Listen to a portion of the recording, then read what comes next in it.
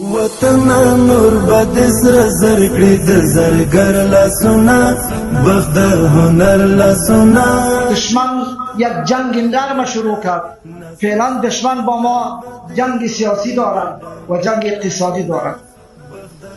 ما امیدوار هستیم و ما یقین داریم چنانچه مجاهدین در برابر دشمن در جنگ نظامی و سیاسی و غیره و غیره کامیابی را حاصل کردن به نصرت الهی.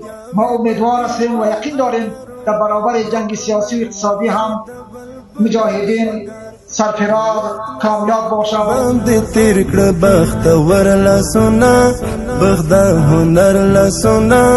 د بوست د پنبې د غوړیو د تولید فابریکه یا شرکت پس له څو لسیزو بیا په فعالیت باندې پیل کړي.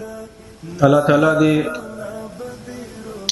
دې ولایت خلکو ته اسلامي امارت او دغه رنګ ټولو هیوادوالو ته ذریعہ د خیر او برکت او د خیرازۍ وګرځي. ورته شوی له خوب ستا خیرازۍ ته یې د ملا تړلې هغه د هلمند ولایت او د افغانستان په سطحه چې یو ډېره غټه فابریکه موږ درلودله چې هغه د مالوچو غوړیو صابون او داسې نورو موادو وه چې په هغه کې په ډېره اندازه موږ هېوادوال کار کوي او په کار راسره بوخت وه.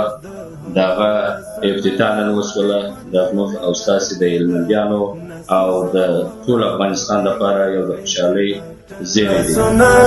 بخت د هنر لاسونه د پتن ولګېده نور به د امن. خلکو ته دلته ډېره د کار زمینه پیدا کېږي او خلک په کار مصروف. مشرانو څخه مو دغه غوښتنه ده چې نور یې همداسې فابریکې جوړې کړي چې خپل ولس ته کارونه پیدا کړي او ولس د خارجي هېوادو څخه دلته خپل په وطن کې خدمت کوي. ورکړې مو که خدای کړې لر او بر لاسونه بخت د هنر لاسونه د پتن ولګېده وطن